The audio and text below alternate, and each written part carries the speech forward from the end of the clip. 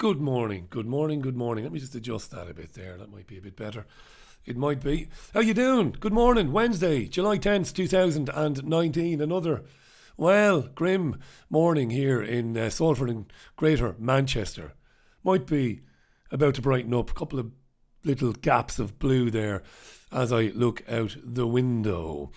Missed you last night on the Richie Allen radio show. There was a big technical issue with the phone system and setup here. That's been dealt with now. It's all good.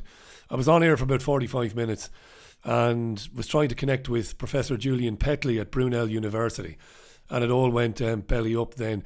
And because there's so much going on domestically, rather than just stay on and rant away to you, I just closed it down, which I've probably only done once in my life, but there you are. So, but back to normal today. Julian Petley will be on with me today. He's a really interesting guy, and this is about press freedom in the UK. And I will also be joined by Neil Saunders, and a colleague of Neil's. He's got a new film coming out, so pretty busy Richie Allen radio show later on today. All right. And I'll say it again. Once we get through the summer, I mean, most of the time during the summer, I will be doing 2-hour radio shows daily, but there will be the occasion when I won't do a full 2 hours. All right. I am going to take a couple of weeks off in mid-August, a couple of weeks holiday in mid-August, as you'd expect. And once we get into early September, when the youngsters go back to the prison system, that is their schools will be back to Monday to Thursday, full-on 2-hour radio shows with a 30-minute paper review on YouTube in the morning. So the content has increased, obviously, by double that I'm putting out to you, for you, and for anybody else who's interested in it. The content's going out more and more, okay? And lots of other things are going to happen in the autumn as well, which I'm very excited about, including making a live television show in the autumn with the help of Hayden Hewitt, which I've talked about before as well. I'm not going to spend too much time on the roll call this morning because I've got loads to do. There are some interesting things in the newspaper, and I had a very interesting email last night from a production company based in London. I'll tell you about that in a minute. So hi to Jesus Jones, hi to S. Boxter, to Richard Murray, to PB Awake, to 26, to Gina Mills, to Gail, to Letra Blaze, good morning. Good morning to Free Palestine, to Bob Wimpene, to Mike Hunt, how you doing, Mike? To Mark Perry, to Megatree Rat, to Wendy Savage, to Paul Burchell, how you doing, Paul? To Richard Scratcher, to Dick, how you doing, Dick? To Peace Dreamerable, how you doing? How you doing? And as I said, I'm not going to spend too much time on this today, only today. Hi to Eloise Mack. Eloise's daughter had issues after a vaccine. Thanks for that, for sharing that. I appreciate it. There's a story in the papers about it today, about measles. It's in The Guardian. I'll come to it in a minute. Hi to Yarlin Zay. How you doing, Yarlin? To Martin Coombs, who's in Spain. How you doing, Martin? Julie Walters, Mercy and Golden Age. Kinnell, that's my mate Cocabell. How you doing, kid? Marcus Horton, 4Jam Lines. Truth Site, Chris Brown. Sean Mack, I might have mentioned Sean. And Tuhade Dannon. How you doing, Tuhade Dannon? Who says, free Tommy. Free Tommy, free Tommy, free Tommy, free Tommy. And it's free Tommy Mayer for a murder. He did not commit a different Tommy. Thank you for that indeed. Jason Hurley, Ian Hilpus, Jason Williamson. And I've mentioned everyone. I'm going to drop it. I'm going to stop it there. I'm going to stop you. I'm going to stop you there. Going to stop you there. Newspaper review. Before I talk to you about the newspaper review, I received an email yesterday evening, from a production company based in London. And the production company based in London is about to begin filming a documentary for BBC Two. For BBC Two. And the documentary will feature the comedian David Baddiel. And David Baddiel is going to be finding out, or he's going to be going around the country apparently, trying to understand Holocaust denial and Holocaust suspicion and all of that in the 21st century. So a company called Wall to Wall, it's a production company, they're making this film, and a producer reached out to me yesterday and asked me would I be interested in being interviewed by David Baddiel for this programme. So there you are. And I responded and said I would be. I'd be interested in hearing back from you in terms of how you plan to do it, what the format is, and I would consider it, of course. I would consider it. It's made the press. The Telegraph ran the story a few days ago that the comedian and actor David Baddiel wants to investigate insidious Holocaust denial in a new BBC documentary. He's warned of more insidious Holocaust denial ahead of a new documentary he hopes will keep the memory of survivors alive. He's had a dark fascination with Holocaust denial, David Baddiel. The fact even that since it happened, indeed whilst it was happening, forces have tried to undermine one of the most well-documented truths of history seems to me a key battleground in the fight between truth and lies. So it's going to be called Holocaust Denial, A History with David Baddiel. It'll be on BBC Two next year, early next year, to mark 75 years since the liberation of Auschwitz-Birkenau. Okay, there's a little bit more. David Baddiel's mother was a refugee of Nazi Germany. He's described himself as a Jewish atheist. I would say that's an oxymoron. Jews are not a race. Jews are not an ethnic group. We know this. Jews themselves say this all the time. In fact, we covered a baroness whose name escapes me. I could have looked it up this morning, who's got a book out now about anti-Semitism, A Peer. And she was speaking with Adam Bolton on Sky News a week or so ago and said we're not a race. In fact, to counter right-wing Jew hatred coming from Ku Klux Klan lunatics, Jews often said that the rabid right-wing white supremacists categorise us as a race. We're not a race. We are Jews, but we're not a race. So I don't know how you could be a Jewish atheist, but anyway. But there you are. But David Baddiel, yeah, grown up with David Baddiel, interesting guy. Let's see how it goes. There isn't a snowball chance in hell that I would do an interview with the BBC unless I was filming it myself at the same time, because this big baldy Irish gammon wasn't born yesterday. All right. In the email she sent me, the producer, she said that they're interested in understanding why I decide to interview people who have denied the Holocaust. Presumably people like Nick Collerstrom, presumably people like Alison Chablow and others. That's what they want to get to the root of. I think they're telling little porky pies. I think they're more interested in Twitter storms around the radio programme of late, and they're more interested in grilling me as to a comment I made, which I stand over. I never hide from the things I've said, where I said that I was, where I have had or have difficulty with the number 6 million. I've said it 1,000 times. It doesn't matter whether it was 100,000, 5 million or 6 million. Locking people up, scapegoating people and blaming them for the problems of society is wretched, no matter whether it happens to 100,000, 1 million, 5 million or 6 million. I've never said that. I don't accept the number. I've never said that I know that the number is a lie. I've never said that. I've just said 6 million. It's hard for me to understand that, how it could have been 6 million. But anyway, I was accused of trying to minimise and all that old garbage. Not seeking to minimise or minimalise anything. But anyway, they've reached out. Very interested that they have reached out. They haven't given me any inclination as to whether they have reached out to people like Alison Chablow, people like Nick Collerstrom, or the other people they harass regularly and harangue, people like Gilad Atzmon, of course, and people like David Icke. So I don't know. We'll see. I'll keep you posted. I'm open to speaking to anybody about anything, so long as it's fair and that you get a proper say, really.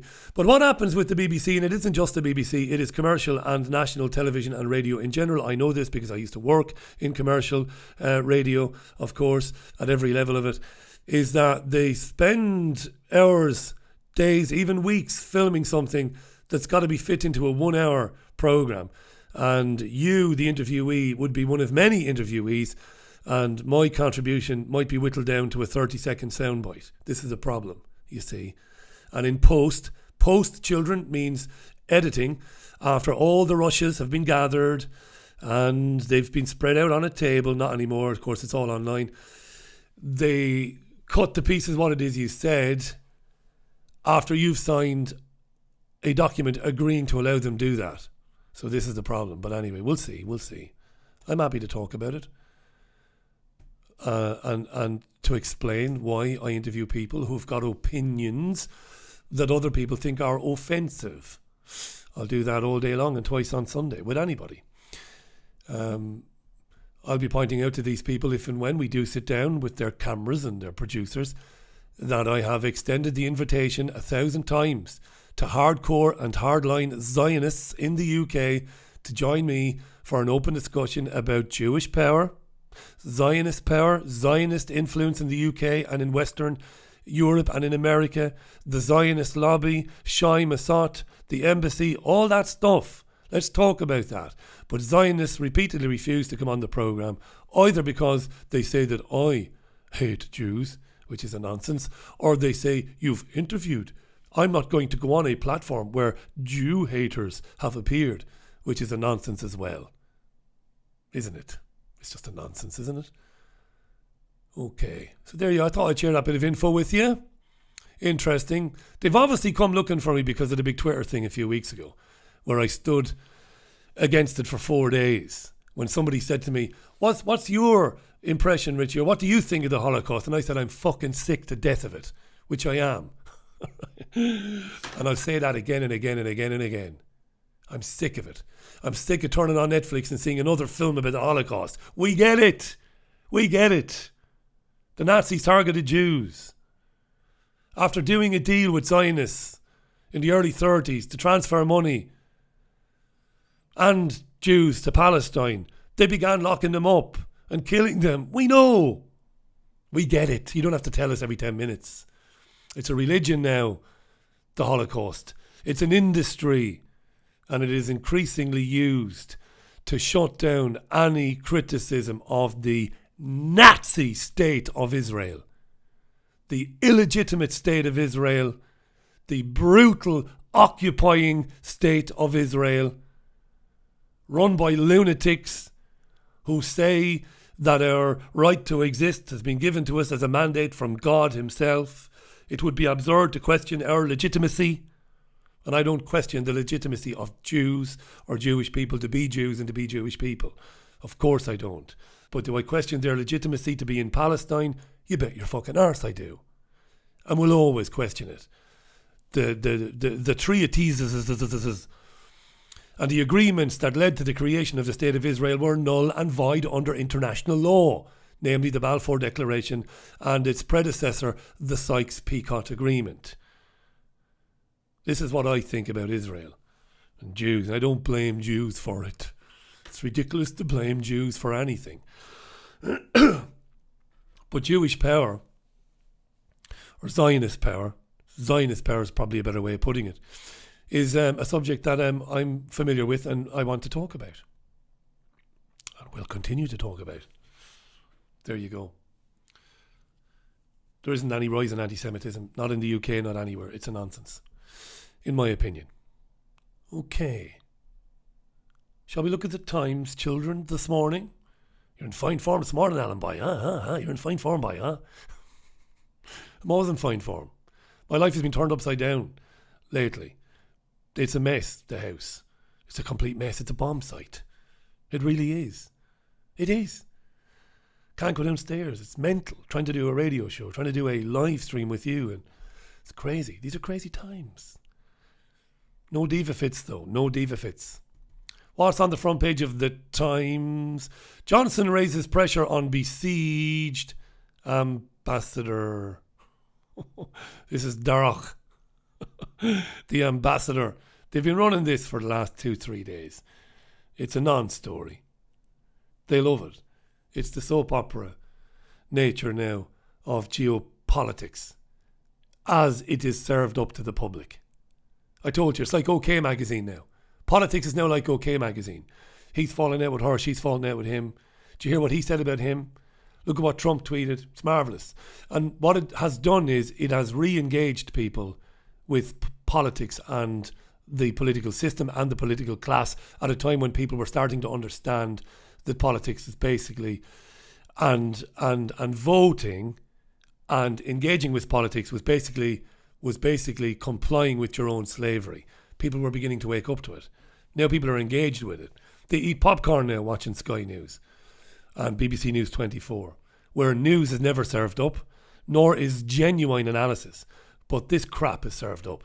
Do you hear what your man said about Trump in the emails? Did you? Did you see what Trump tweeted? Did you? It's amazing, huh? OK Magazine. That's what it is. Really interesting story on the front page of the Times. Amazon in NHS deal to give patients medical tips. We'll come back to it. We will come back to it. We'll come back to it. Let's get rid of the Times then. What have we got next? Let's go with one of the tabloids. The Daily Mirror. Traitor Boris backs Trump, not Britain. Traitor Boris backs Trump, not Britain. Johnson and Hunt appeared on ITV last night with Julie Etchingham in Seoul for keys. They were down at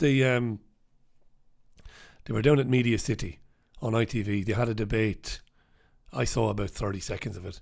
It's crap. No interest in it, me. And yeah, they spent an inordinate amount of time talking about this Sir Darroch. What's his first name, this guy? Ken? Kevin? Kieran? I have no idea. I do, but I just can't remember. The Financial Times. Hunt hits back after Trump calls envoy pompous and May foolish. So Jeremy Hunt got involved in the Twitter spat with Donald Trump. It's a soap opera. I've been telling you this. I've been writing about this and telling you this for a long time. I have opened this up as an area of research. It is mine. Well, it's not mine, but I'm the first person to start talking about this ever. This is what's happened. The 24-hour news channels have replaced the afternoon soap operas in homes around the Western world. And they don't do news. They can't do news. They don't want to do news. So they've got to serve up this sort of crap. Go to a gym. On the walls, the news channels. Go to a pub now. On the walls, televisions. Volume turned down. News channels with the subtitles turned on. Entertainment. Okay? It is a wondrous thing for me to observe as somebody who, you know, was taught and was schooled by real journalists in how to prepare news programmes and how to present them and how to produce them. To see what's going on now is leaving my head spinning.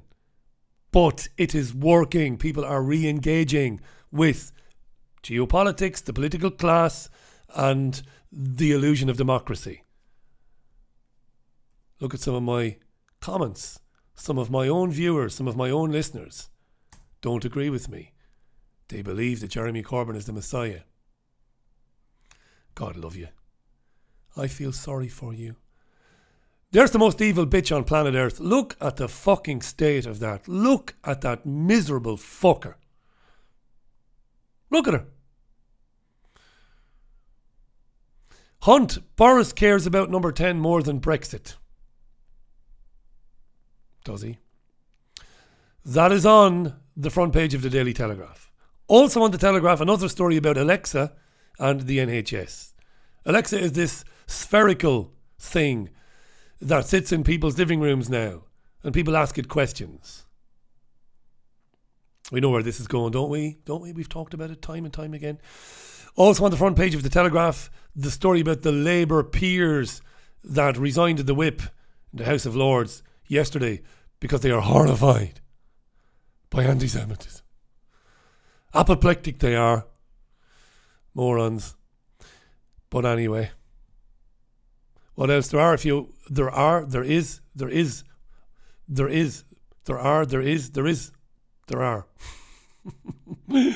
you I'm tired.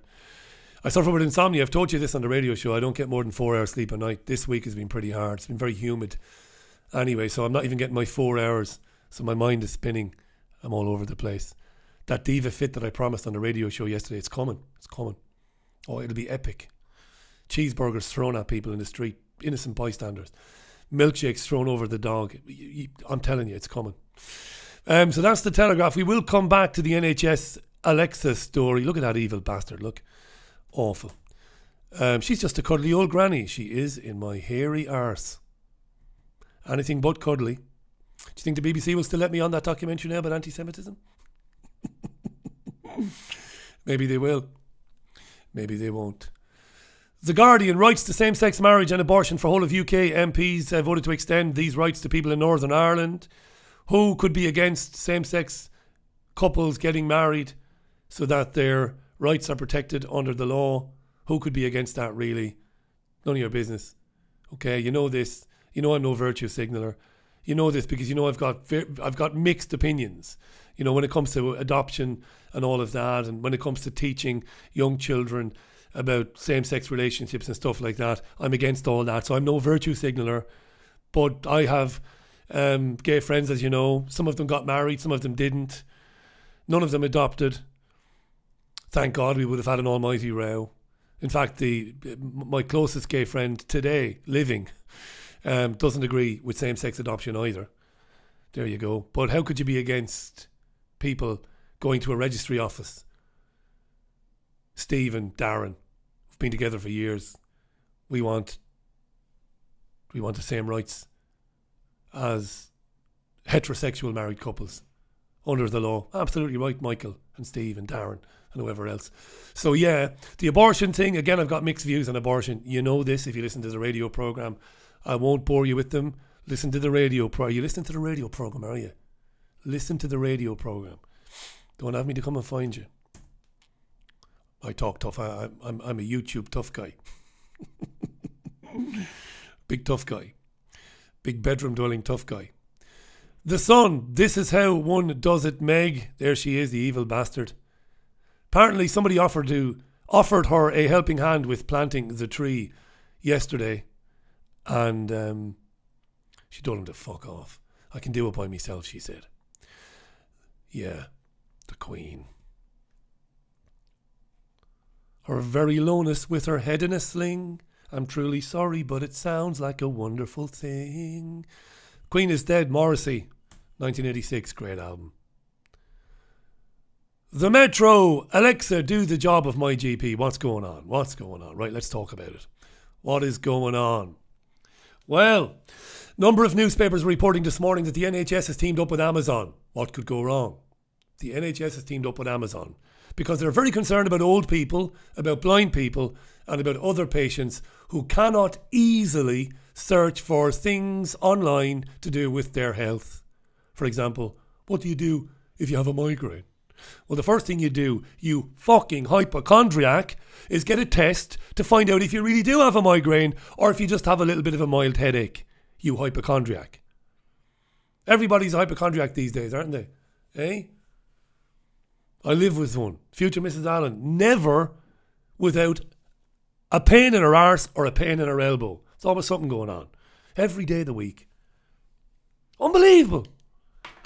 Oh, I have a pain in my leg. Oh, I have a pain in my wrist. What do you think? Oh, what do you think, Richie? Jesus Christ. And do you know what they do? They go online then, don't they? They go online. And then their reasonably benign medical problem, they'll see that it's connected with something that is death-causing.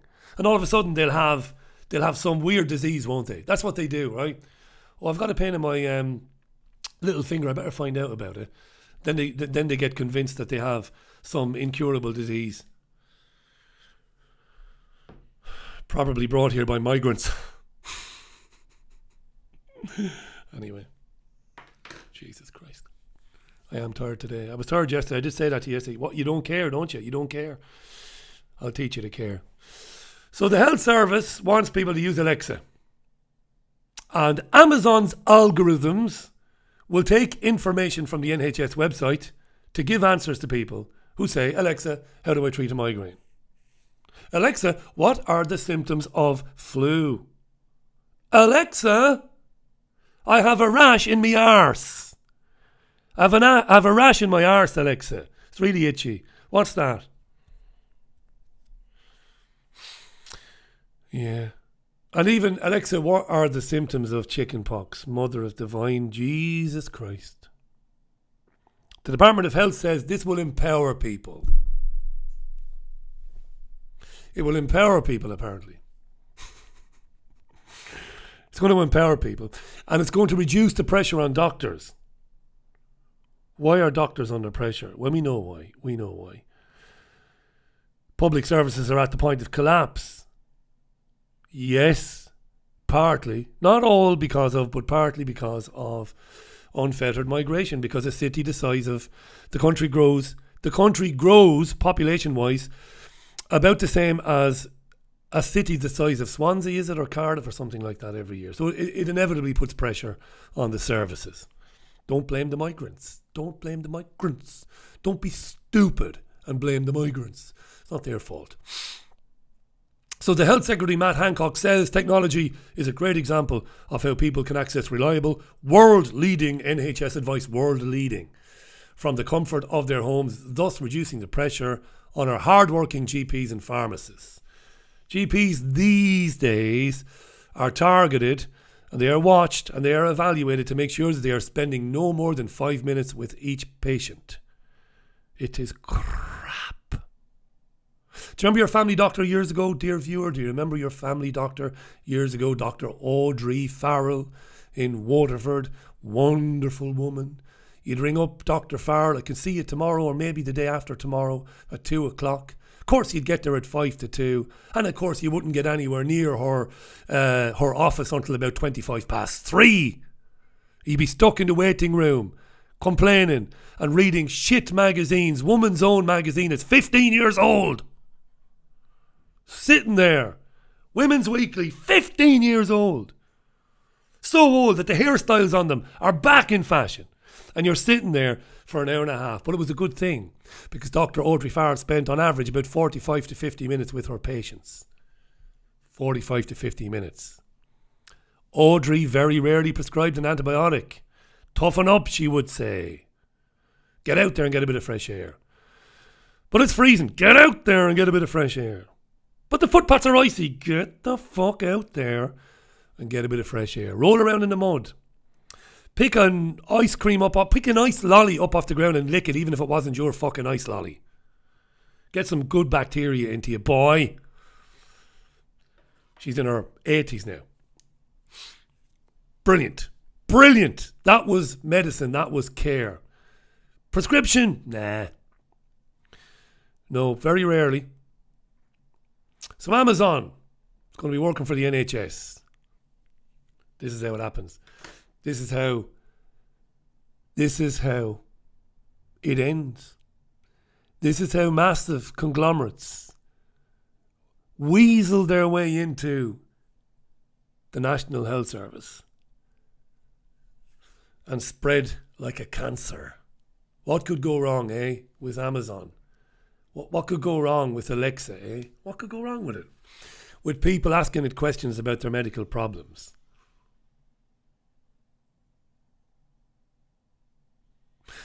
A lot could go wrong with it.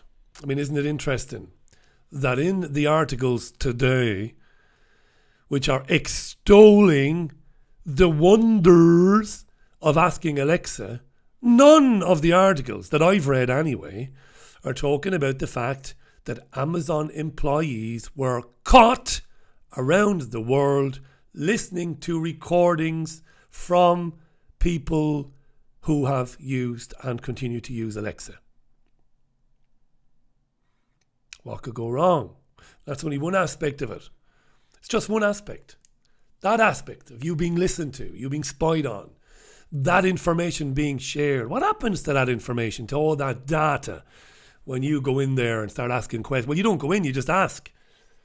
Hey, Alexa, got itchy feet.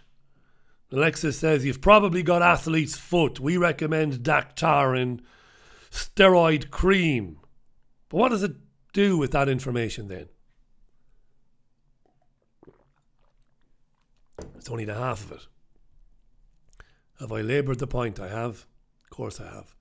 That's Alexa. Working now with the NHS. Happy days. The Express. Finally, Corbyn reveals Brexit betrayal. Of course. Jeremy Corbyn, come on. The socialist. If he's a socialist, so was Genghis Khan. Of course he's not a socialist. He's a social democrat. There are no socialists. Salvador Allende was a socialist. People on Twitter who claim to be Labour supporters call themselves socialist. They've ruined, they've stolen, they've hijacked the term. Most people on planet Earth do not understand what socialism means. No idea. They have been conned and they have been kidded and codded and brainwashed into thinking that socialism means taking money from hard-working people who use their brains to get ahead, taking that money and giving it to other people for social justice. That is fucking bullshit. That is not socialism. It isn't. And I've explained it 1,000 times on my radio program. I have lectured about Salvador Allende in Chile and about Hugo Chavez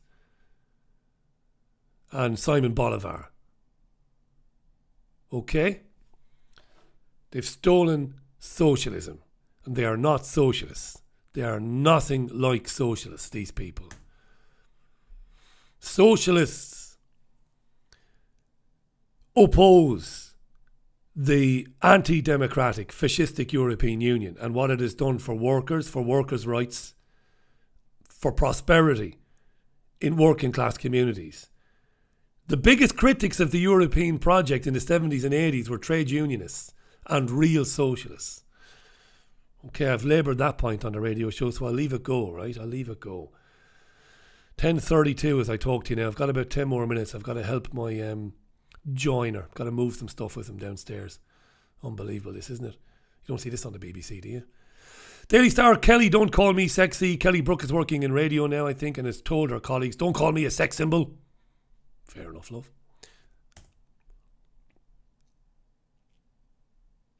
Let's have a look at one or two stories. Welsh schools offer cheaper uniforms with gender-neutral options. Gender-neutral is all the rage. You know this, I know this. Eventually, it is one sex. That is desired. Most people can't comprehend that. Most people would think that's crazy, wacky conspiracy theory there, Richard. Richard? Well, I used to think so, but it isn't. It isn't. One sex. The end of procreation is what they want. We know this. Richard Adams writing in The Guardian today. Lovely. Made me laugh. There's also loads of stories in the press today about Richard Branson. Do you see those stories about Richard Branson? Branson and his space tourism, where you get taken up on one of Richard Branson's spaceships, all over the press today. And he was on Ian King live on Sky News yesterday afternoon. Branson gave an interview. He's thrilled as Branson. It won't be long now before he's taking people to space. Richard Branson. Do you want to get into a? Do you want to get on a plane? Do you want to get onto a plane or into a spaceship with Richard fucking Branson? Really? Honestly? Look at that. Richard. Look at that. Richard Branson. Look at that. Richard Branson. Brilliant, huh? Richard Branson, huh? Richard Branson. Remember that? Richard Branson. Get on a plane that was made by Richard Branson. Are you shitting me? Richard Branson can't even ride a fucking bicycle. Look at him. Look at the state of him.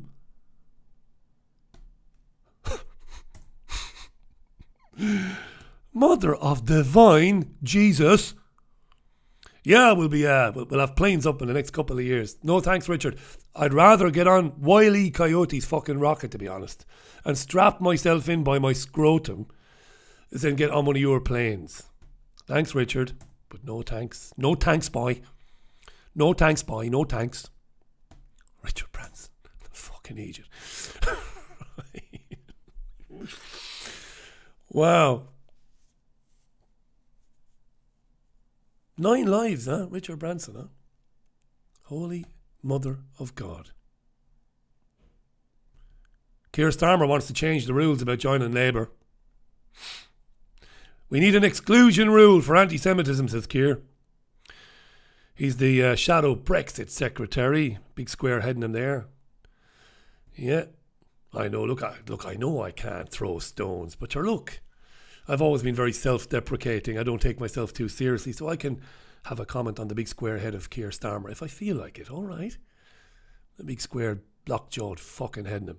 Keir Starmer.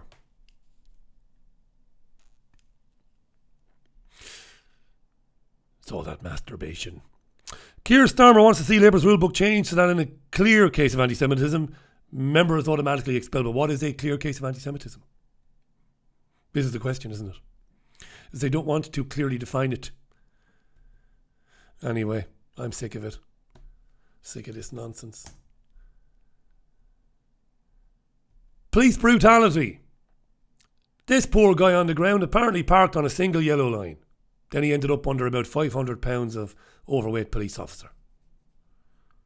Now, I don't know the ins and outs of it, so it's unfair to categorise it definitively as police brutality, because it might not be. It might not be. But I have speculated on the radio show from time to time that the sort of thuggish behaviour you see regularly from US-based police men and women, we're going to see more and more of it here in the UK. But it looked pretty nasty. There is a video as well. And increasingly, as time goes on, our police officers, most of whom I think probably mean well, they will increasingly, as time goes on, not look like police officers, but rather RoboCop. Lots in The Guardian today. It's quite fun, actually. One giant lie, question mark, why so many people still think the moon landings were fake. They were fake. They were fake. Stanley Kubrick did it. I love how people are so definite in truther circles. Vivian Kubrick, Stanley's daughter, is a lovely woman, by the way. I've had a, not for a while now, but I've had a couple of lengthy phone conversations with Vivian. Lovely woman, really lovely lady, actually. Very smart lady. And we talked about that, and she's, very much amused by the theories about Stanley. Don't think she dismissed them out of hand, but she doesn't believe her dad faked the moon landings. But anyway, a lot of problems with the moon landings, right?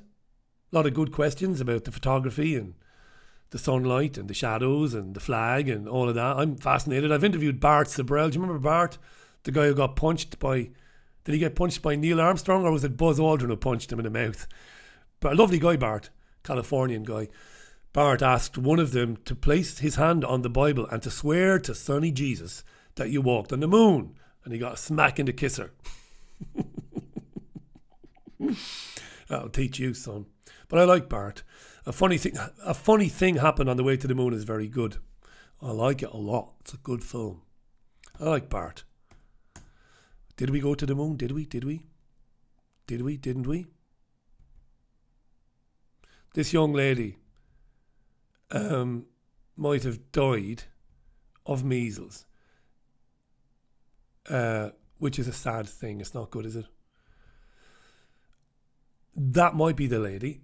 I did read the story now, but I didn't pay as much attention to the pictures as maybe I should have done. Her mother blames her death on anti-vaxxers, which is problematic. How a vaccinated woman's death exposes the threat of anti-vaxxers. My concern with stories like this, I'm very concerned about how the press likes to pigeonhole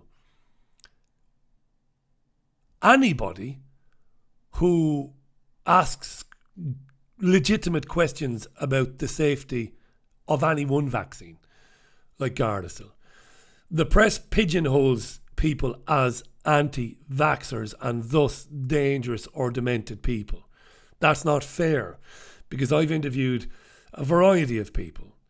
Some who believe that every single vaccine is dangerous and there is no need for them. Okay, I have had those people on. And I've had people who have said that that some vaccines may be harmful because of a cavalier attitude by the CDC around testing. and cavalier attitude, is putting it mildly. So I've had those people on.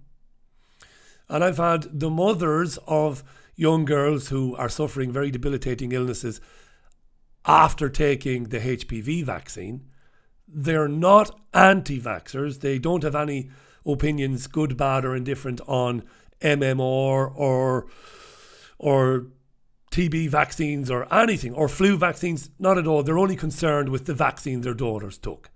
So it's unfair to use a pejorative term like anti-vaxxer, because it doesn't really explain to the perplexed, some man or woman who is new to the issue.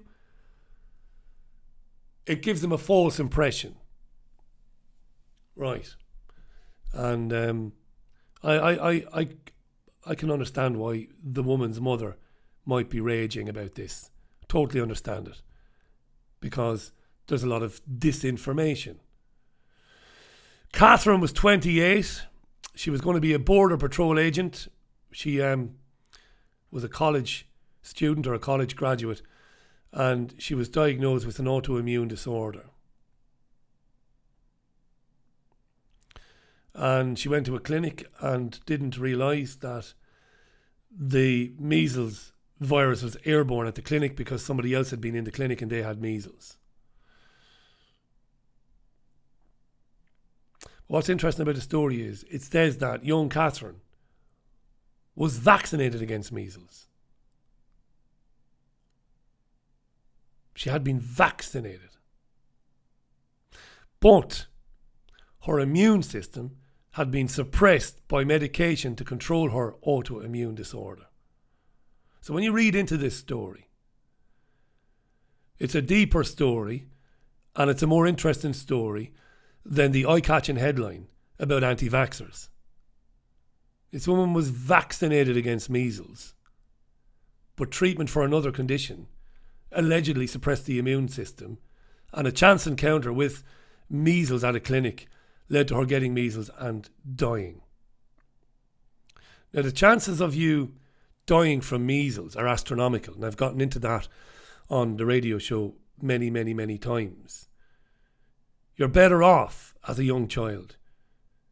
Many doctors would agree, and in fact I've had general practitioners on, MDs, who agree with this, that acquiring measles, mumps, chickenpox, rubella of course, and other bacterial infections, I should say, and also bacterial infections, as a youngster is good. It's good for you because it helps your body to build up a natural defence against invading unhealthy viruses and stuff like that.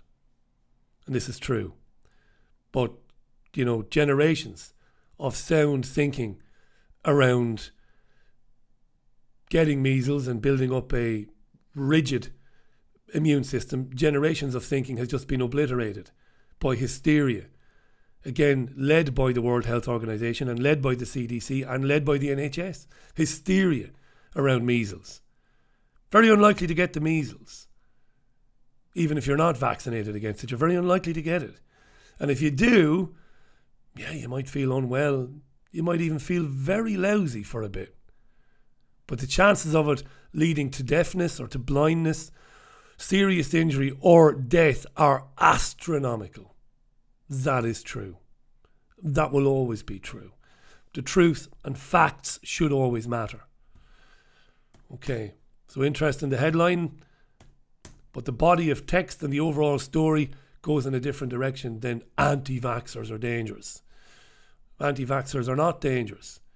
Questions, criticism of the system, of the regime, the medical regime, is not dangerous.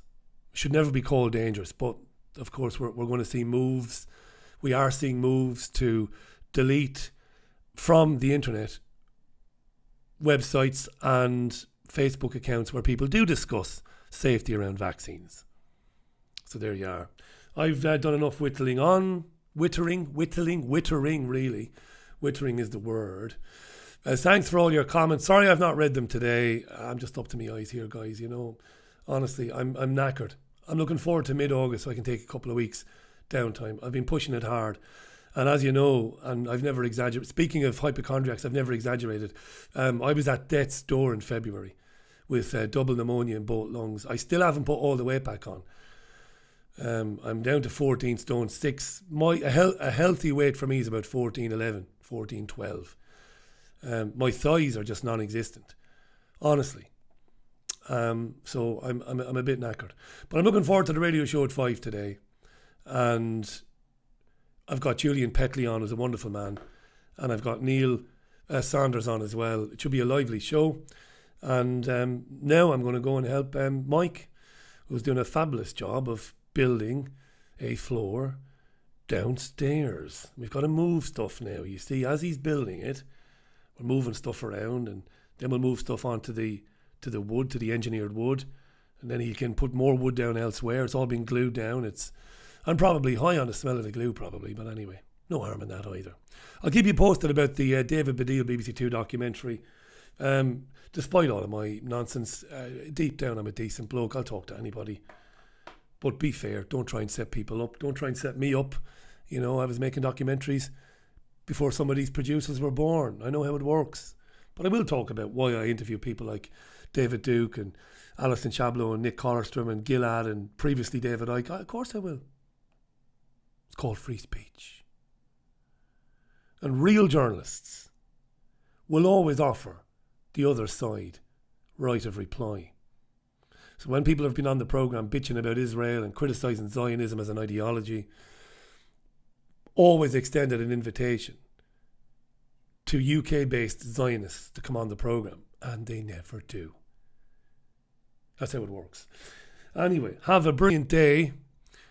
I see some of the messages that have been sent to me have been held up for review by YouTube. We don't do that.